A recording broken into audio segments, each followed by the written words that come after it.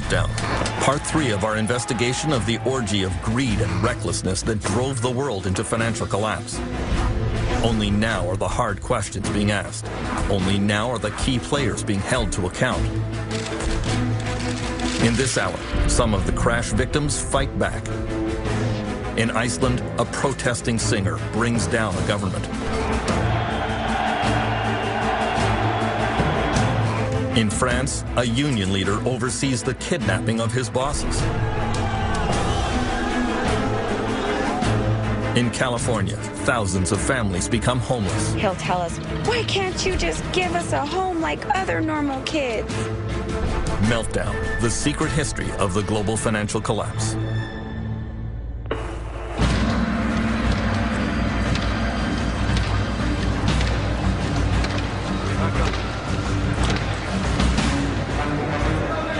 The years since the 2008 collapse have been marked by demonstrations around the world. Owing to the loss of an estimated 30 million jobs.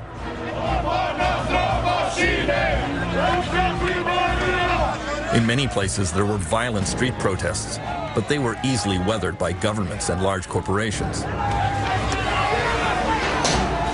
In some countries, however, the struggle went much further and left a lasting mark.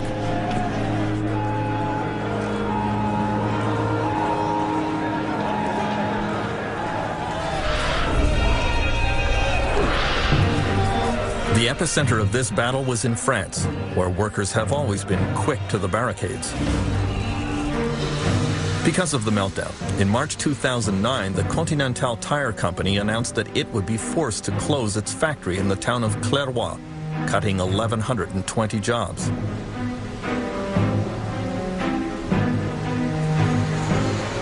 The plant was still showing a profit, but according to the factory boss, Louis Forzy, the workers here were just not as motivated and productive as they should be.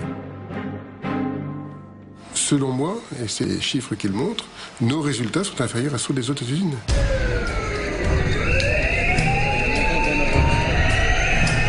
Continental workers labeled Forzy a thief and a liar.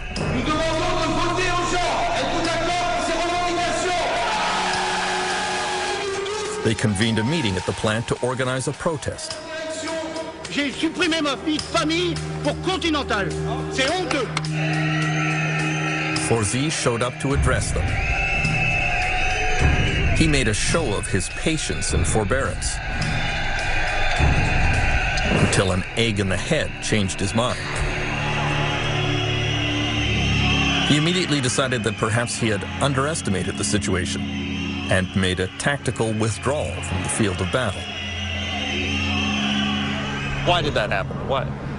Because people were shocked, they were angry. Je pense aussi qu'il était au courant depuis longtemps qu'il allait y avoir une fermeture du site.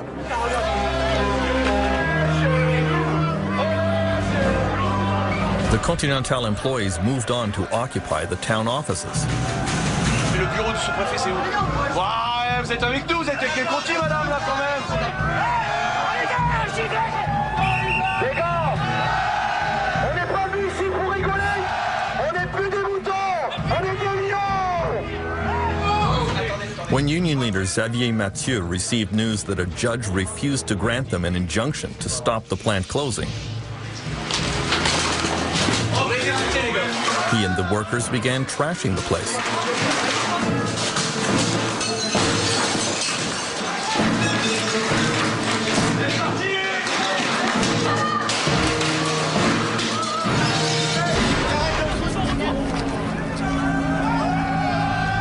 On n'ira pas à l'abattoir sans se défendre. C'est clair et net. Le désespoir des gens qui sont foutus dehors, c'est pas de la cruauté, ça? C'est pas de la violence? Si, c'est de la violence. Il n'y a pas que la violence physique dans la vie. Il y a la violence morale aussi. Moi, je suis fier de ce que les mecs ils ont fait aujourd'hui. Et n'attendez pas. The worker uprising began to spread across the country and became increasingly threatening. The Caterpillar Heavy Equipment Company in Grenoble announced that, in spite of record profits, they would be cutting 20,000 jobs worldwide, over 700 here in France. The global meltdown would reduce demand for their bulldozers, and so production would have to slow down. On March 2nd, workers surrounded the plant.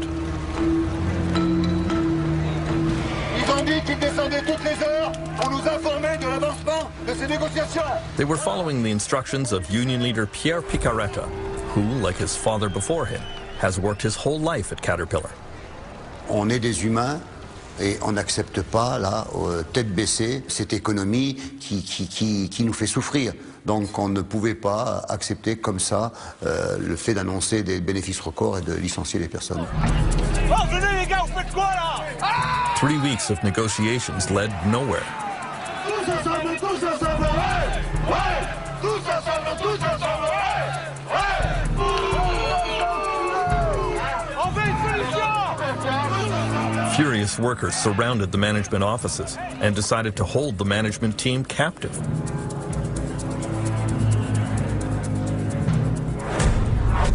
The first union leader on the scene was Nicolas Benoit. Ce coup-là, les patrons ne sont pas partis, donc on les a obligés à venir à la table des négociations pour discuter.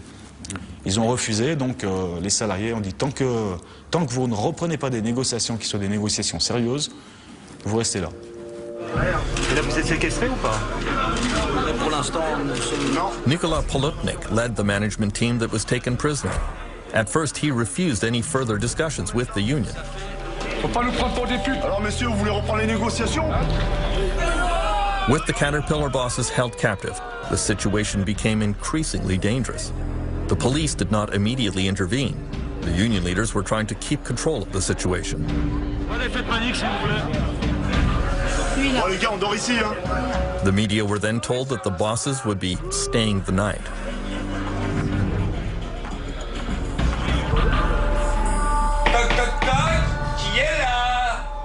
Overnight, as the captive bosses were trying to get some sleep in their offices, angry workers did not leave them in peace.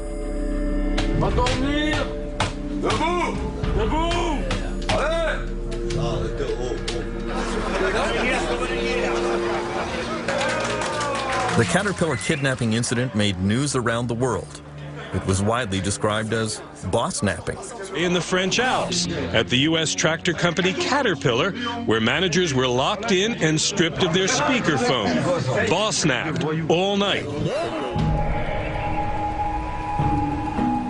President Nicolas Sarkozy realized this extreme reaction to the global meltdown was turning into a public relations disaster for France.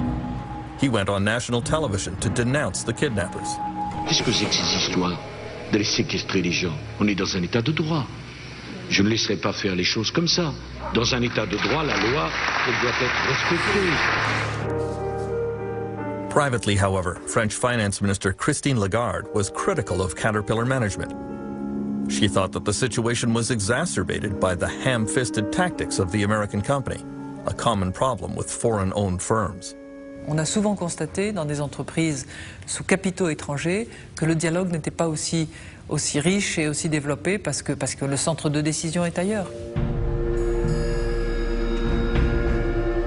After an anxious night, Caterpillar management agreed to resume negotiations. In exchange, the union allowed the bosses to leave the plant, although there were some tense moments on the way out.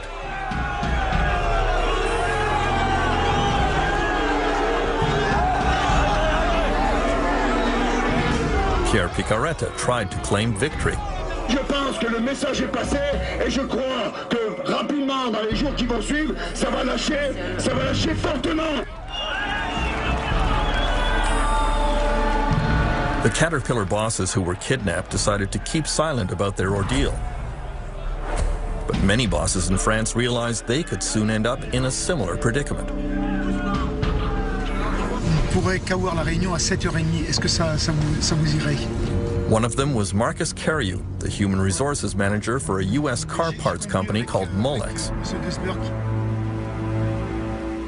He was sent into the town of Villemur, near Toulouse, to close a Molex factory that had operated here for many years. The workers were furious, and very quickly their anger focused on Carriou. Along with nasty graffiti, Cariou says he became the target of email threats. You know, when you read about some extremists, you know, saying that people like me should be exterminated, you know, so it's, I mean, I think it's shocking to see that. The town of Villemur would be hard hit by the closure of the Molex plant, which represents 20% of its tax revenues. The local parish priest, Philippe Bachet, led the community support effort for the Molex workers. Et tous ceux qui se sont mobilisés doivent continuer à l'être pour que notre ville ne devienne pas un désert industriel. On the morning of April 20th, 2009 in Villemur, Marcus Cariou was consulting a security company about how to act in case he should be kidnapped. Ironically, that afternoon, union leader Denis Paris showed up and placed him in captivity. Et on veut 100 millions d'euros aussi pour préjudice. Et on lui a dit, écoutez, maintenant vous allez nous donner les explications et on va vous garder avec nous pour que vous nous donniez toutes les informations pourquoi vous avez fait ça. Within 1 hour, there were media all over the plant. I felt like an animal in a cage. The people there, they offered some food. They offered us some mattresses as well so that we could comfortably sleep in this office. The mattress was absolutely dirty, and also I was in touch with our security advisor. He said, well, you know, in 1 out of 2 cases they spit in the sandwiches, so I didn't want to touch that.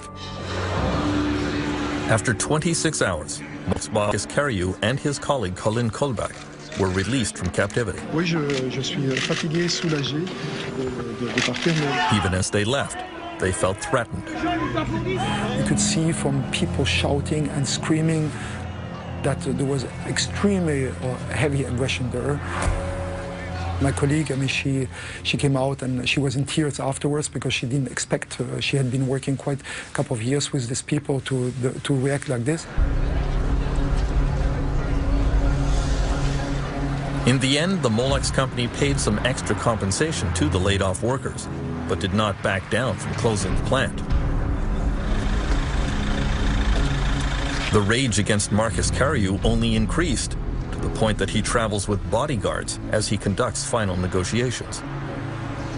Cariou complained that he was treated like a monkey in a zoo, but union leader Paris openly threatens him with much worse. Il n'est pas encore reparti, Cariou, s'il faut arriver à le séquestrer. Mais là, je parle de séquestration et le traiter comme un singe, on va y arriver. C'est fort possible que ça arrive aussi, d'ici la fin. Mais bon, il verra la différence du traitement qu'il a eu et du traitement qu'il va avoir. Finance Minister Christine Lagarde has to walk a fine line about union militancy in France. She denounces violence and she knows that foreign companies don't like the turbulent atmosphere here. On the other hand, she points out that the people who have paid the greatest price for the global financial collapse are workers. Les actionnaires vont s'en sortir. Les cours de bourse remontent. En revanche, ceux qui souffrent, ce sont évidemment les effectifs des entreprises, puisqu'il y a des menaces de restructuration, puisqu'il y a des licenciements, puisqu'il y a des gens qui perdent leur job. Many in France believe that workers' fundamental rights have been violated in the wake of the financial crisis, and that workers here need to fight back. Les événements nous invitent à prendre position et à soutenir les causes justes.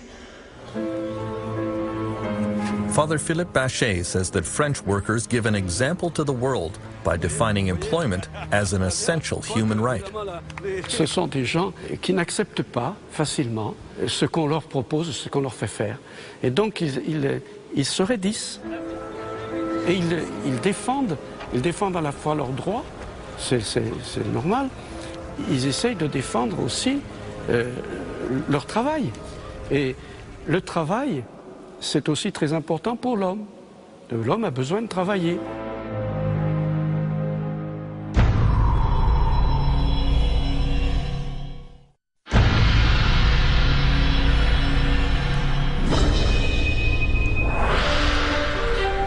Iceland was a microcosm of everything that went wrong during the global financial crisis. The sudden collapse of the country's banks in the fall of 2008 wiped out the pensions and savings of most Icelanders. Every citizen was now saddled with a debt estimated at $350,000 per person. Icelanders were furious at the greed of bankers and government cronyism that contributed to the meltdown. In early 2009, some took to the streets to express their dissatisfaction.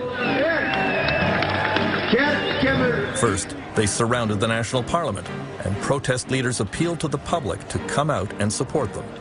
I sort of wasn't very optimistic that we would be able to mobilize the people. But every week, every day, you got such shocking news that completely shook the foundations of, your sense of what was moral. The immorality that was exposed to us was so shocking that people started to come together.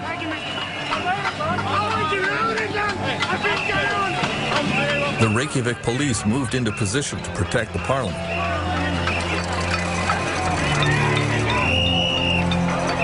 Inevitably, there were scuffles. Nothing like this had ever happened in Iceland, and both sides were unsure how to proceed.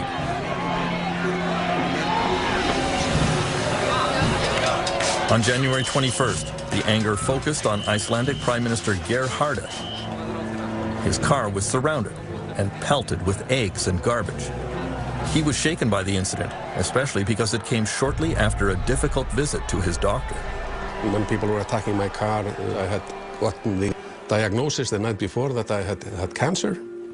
So all of this in my memory is very, very vivid. I can understand why people were angry, particularly those who had lost money, who had lost their jobs. There was a crisis that nobody had really expected, of enormous proportions. Icelandic poet and singer Hordur Torfason was the main protest leader. I said to the people, we are all angry, but use your anger as a positive force. Don't destroy, don't use violence, don't attack people, don't go to the homes of the politicians, because that's private. We can never use anger to destroy.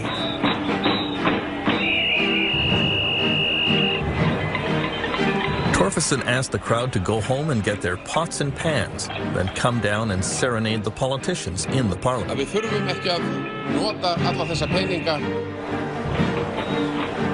And it was new for Icelanders, ordinary people, to come out and do something sort of illegal, like not obeying police orders and so forth. And in the end, it almost became tribal. There were so many people with pots and pans and homemade drums, and there was this beating and the fires outside the parliament. In a sense, it was sort of the unbearable lightness of being, to be there, to experience this within the nation, and to see the joy and experience the joy when we finally got what we wanted. On January 23rd, Icelandic Prime Minister Geir Haarde addressed his countrymen on national television and announced that he was resigning due to illness. Og velja sér nýjan formann sem leiða mun flokkinn í næstu kosningum. Takk ykkur fyrir. His governing coalition fell apart. National elections were called. The new government in Iceland was left to clean up the incredible mess left by the bankers and politicians who preceded them. Og í dag yfirgefur nýfrjálshyggjan Steingrímur Sigfússon became the new finance minister. Obviously, the international crises are hitting a lot of countries, but in Iceland it's probably more painful than almost anywhere else, because things were taking to such extremes in Iceland. This neoliberal privatization experiment that was driven forward by greed and bad practices in business had a terrible ending, and now we are paying the price. And like usually, it's not the people that caused the problem that have to tidy up afterwards. Many Icelanders feel they are living in the ruins of a collapsed society. Every night, Reykjavik police see the symptoms, like an upswing in domestic violence. Here a woman has called for help because her estranged husband has broken into her house and grabbed her baby in a fit of drunken desperation.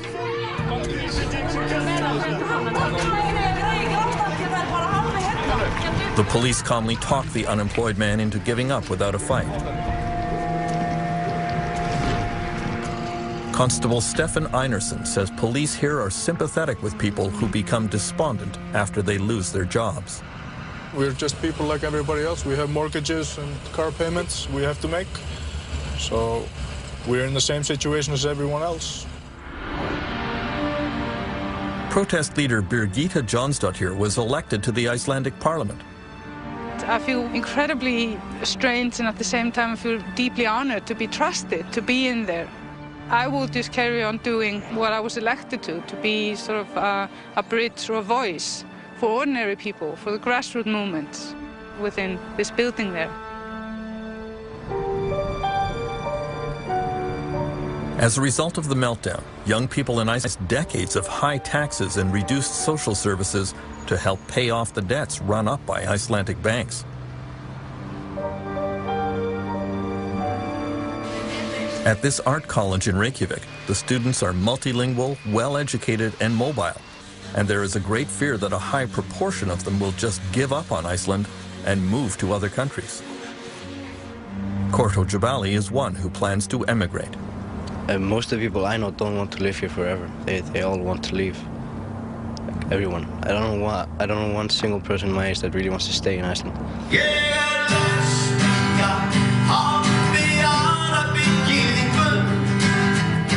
Icelandic protest leader Hordur Torfason has resumed his career as a performer.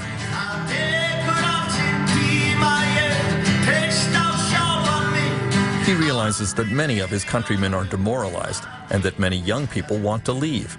But he is quite sure that Iceland can still have a bright future.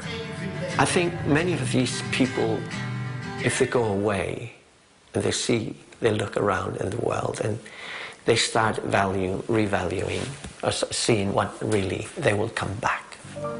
I traveled the world, I've seen so many things that I think this society is a very good one, and we have the opportunity to build it up. And I see signs of this beginning. People are really standing together and helping each other.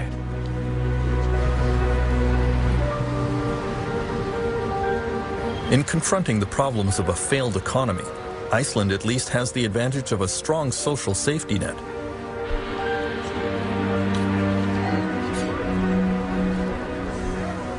The situation is much more difficult in what is being called the Western world's most surprising failed state, California.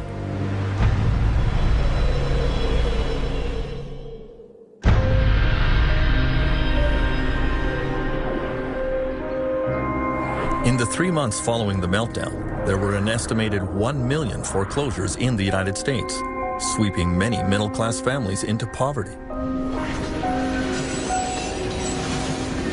Tent cities began springing up across the country as the homeless desperately searched for somewhere to spend the night. This one suddenly appeared in a field in Sacramento, California, the capital of a state that was long considered America's richest. It was reminiscent of the tent cities that appeared in this area during the Great Depression of the 1930s. In those days, they were called Hoovervilles, after then U.S. President Herbert Hoover.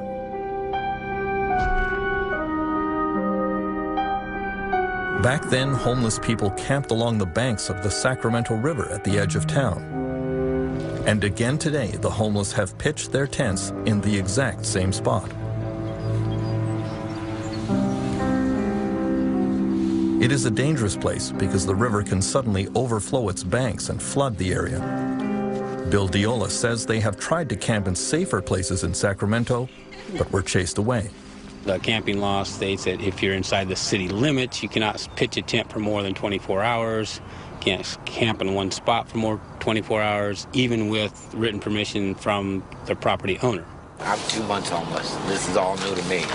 These guys lead me the way. Municipal officials in Sacramento quickly ordered the big tent cities dispersed, and did everything in their power to drive the homeless out of their jurisdiction. Many were arrested or fined.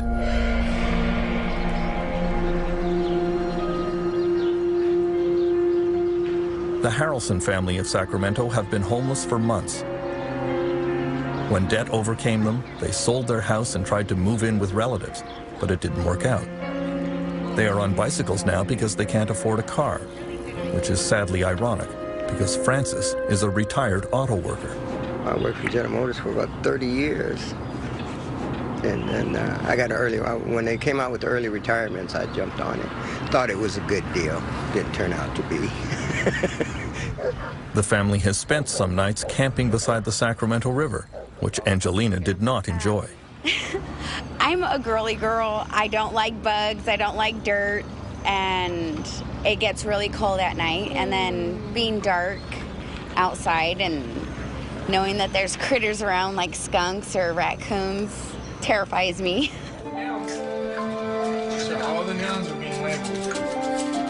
The Harrelsons' 8-year-old son Joseph attends the Mustard Seed School in Sacramento, a school specially for children who are homeless. We do recess and we go in and we eat breakfast there and we do a journal and DOL. And after the afternoon we do math or science, just fun stuff to do. After the global financial collapse knocked so many families out of their houses and down below the poverty line, there are now over 1.5 million homeless children in the United States. This school is privately funded by a charity called Loaves and Fishes. It's not uncommon when the kids first come, you know, we have sack lunches that groups in the community have fixed for the kids. And a child will be eating her lunch and the teachers will notice that she's hiding food. And when asked, that little girl will say, well, it's for my mother. I know she's going to be hungry. And for a child to be hiding food to take care of her hungry mother is not the way things should be. What is this? I have no idea. There's times where he gets really frustrated at us and he'll tell us, why can't you just give us a home like other normal kids? I want my own room back. It breaks my heart when he gets frustrated like that. It really breaks my heart to have to sit there and tell him, you know, I'm sorry. More and more charity organizations are stepping up to offer food and clothing to the homeless, but the demand just keeps growing. Almost 2 years after the meltdown, unemployment and homelessness in California is still getting worse, not better. There are over 100,000 homeless military veterans in the United States, the greatest collection of them in the Los Angeles area. Many of them suffer from post-traumatic stress and other mental illnesses. One of them recently crawled into a dumpster in Santa Monica and burned himself alive. The LA County Jail now houses the greatest collection of mentally ill people in the country. The government here simply can't provide any other facilities or treatment for them. Please welcome the 38th governor of the state of California, Governor Arnold Schwarzenegger recently announced a new range of budget cuts, which will certainly make the situation even worse. But he remains optimistic. The power of California's innovators and entrepreneurs is still strong.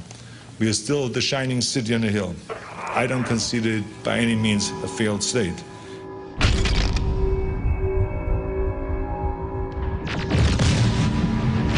Many of the governor's critics say he's turning California into a wasteland that resembles his famous Terminator movies.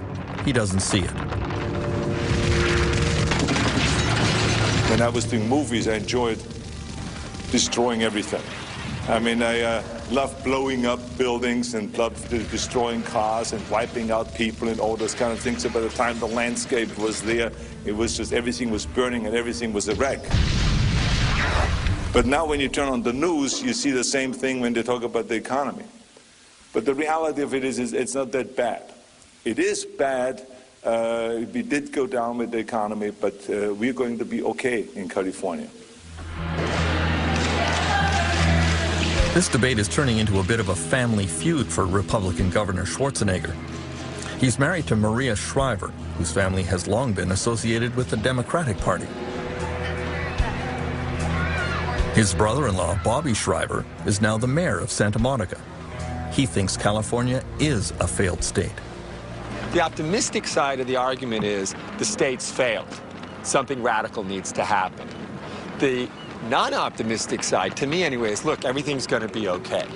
When in fact, it's not okay now, it's getting worse, and it could get a lot worse. If you're a disabled senior at home and someone comes and gives you your food and cleans your diaper once a day, that person's about to be fired. You're going to have to move out of your apartment into a nursing home where you don't know anybody in order to save $15 a day in California.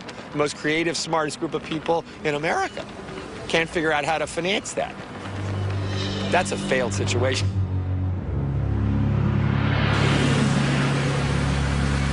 This is absolutely outrageous. Many people believe that Canada was largely spared by the global financial crisis. The people of Windsor, Ontario, don't feel that way.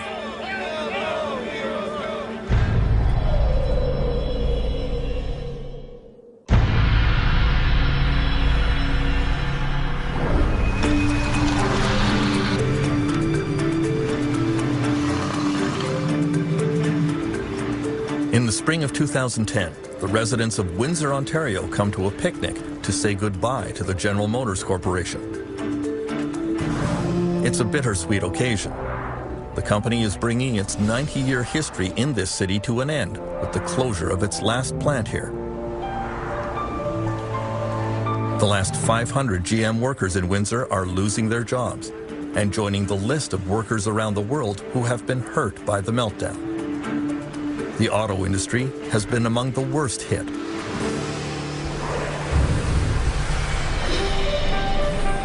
At its height, General Motors employed 7,000 workers in Windsor.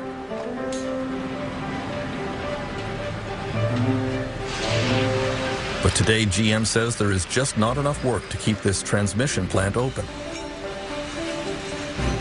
As 49-year-old Ray Simard spends his last days on the assembly line, he has fond memories of the day he walked in the door in 1981. As a child, I visited the plant. As a young boy, I always said, I'm going to work at General Motors. And I got the job, and I was ecstatic. It's a beautiful thing, working for the biggest corporation in the world. Many of these auto workers started young and followed the same path as their fathers and grandfathers. Many assumed they had jobs for life and don't really know how to do anything else. It came as a total shock when GM advised them in May 2008 that this plant would be closing for good. It's a sad day. When I started, people left a job for me so that I could retire. I'm going to retire, and I'm not leaving a job for my children. That's disheartening. It really is. You feel a bit somehow responsible for that? Or? Sure. We all do. We all have to take responsibility for that. At the height of the financial crisis, it looked as if General Motors would not be the only major casualty in the automobile sector.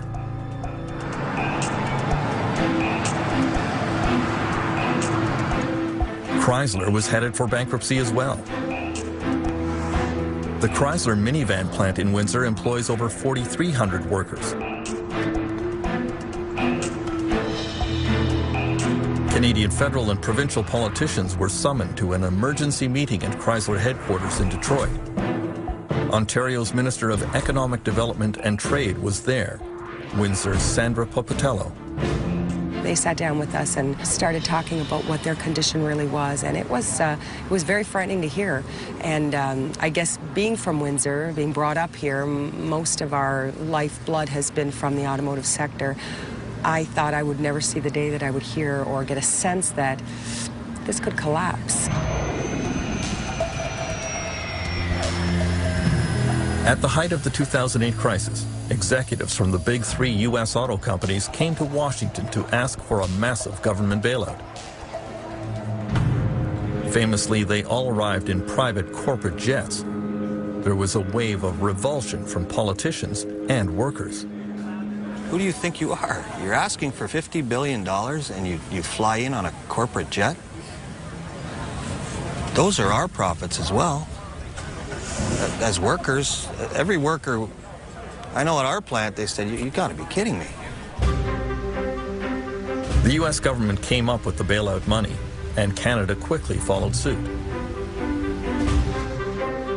Canadian Finance Minister Jim Flaherty is the Member of Parliament for Oshawa, another riding that depends on the automotive sector.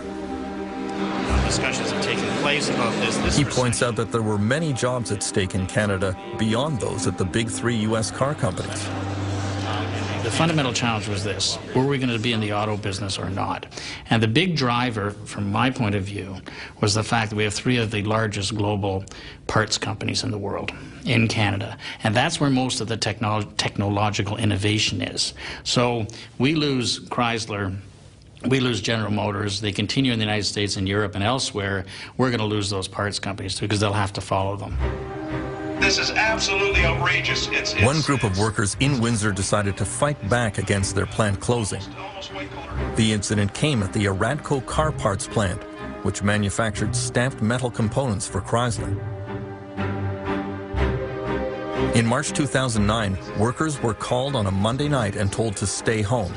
The American-owned plant was shutting down.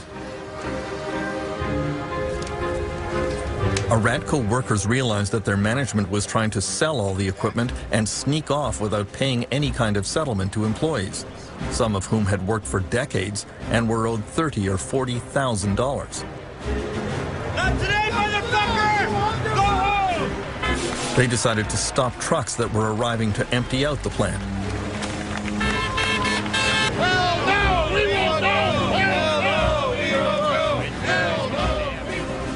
Then, when management still refused to negotiate with them, the workers occupied the plant. Isn't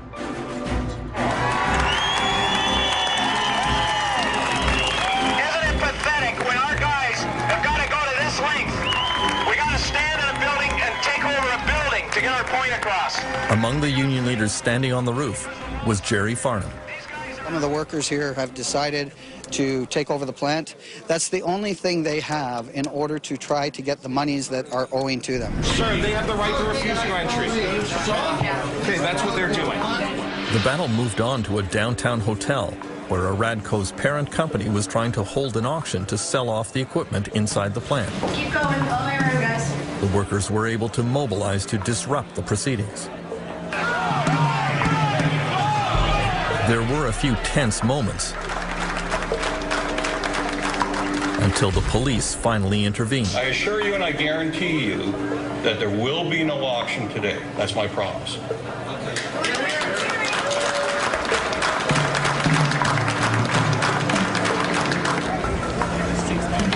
It turns out that the American owners of this plant were already fugitives from justice. Aradco was operated by a California company called Catalina. The company website, now defunct, shows the name Gregory Willis as chief executive officer. This Michigan document shows that a few weeks before the plant was closed, Catalina's owners took the precaution of officially dissolving the company. The same owners had played the same game in 2006 in France.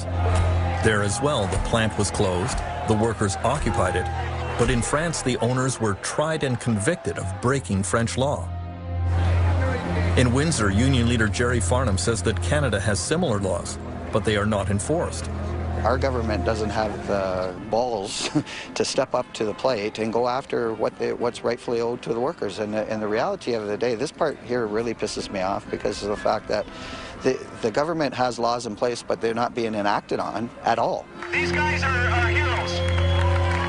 In the end, Chrysler stepped in and paid the workers about a quarter of what they were owed, and so the Aradco occupation ended. Unfortunately, only a handful of them have been able to find work in other plants. This is a nice truck, eh? Did you see For that? Ray Samard, forcibly retired from GM at age 49, the future looks a little scary. He realizes that he is unlikely to find a new career that pays anything like the auto industry, but he is ready to make the best of it. I still have young children that I need to put through university, so there will be a change in my work employment. I'm not sure exactly what what door is going to open for me yet. I'm still, my dad was a carpenter, and I may have to pick up my tool belt again. That's a possibility. The most devastating effects of the financial collapse are being felt in the countries that flew the highest during the global real estate boom. In Spain and in Dubai.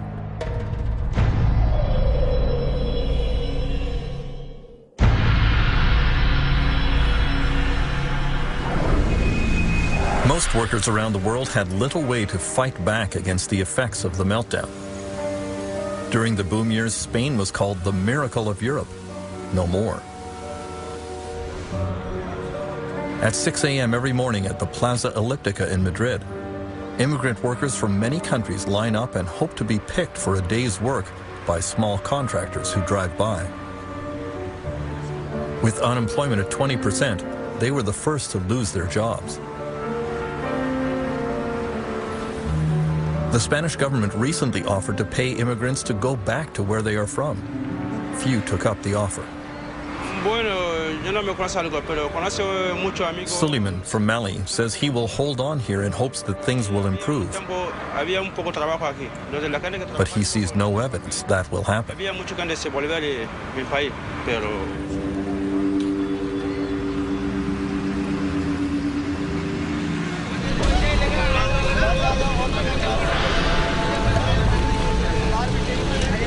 The real estate crash in Dubai has been even worse for the army of construction workers who came here from India and Pakistan and all over South Asia. They are paid on average $3 a day. Many of them have been thrown out of work. Many have not been paid for months. There were 200,000 laborers at once here. And the practice is such that if you want to come to Dubai as a laborer, you just don't apply. You actually go to your home city in Bangladesh or somewhere in Karachi and pay a middleman money.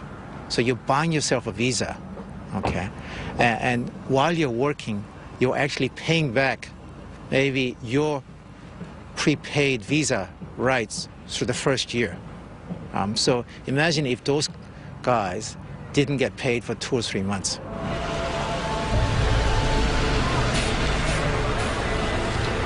Some of these workers went on strike demanding back pay. Dubai authorities started rounding up unemployed workers and forcibly expelling them from the country. For many, it is unclear whether it is worse to stay or to go home. Because many of them had to take on debt in their home country in order to get to Dubai to pay for their visas and sponsorship, they're actually going to go home either at a loss or, in the worst case, indebted to money sharks in their home country. So in many ways, they're the biggest losers of the Dubai crisis. As the grim toll of the financial crisis continues to mount around the world, many governments are looking for the true causes of the meltdown. In many cases, what they are finding is criminal.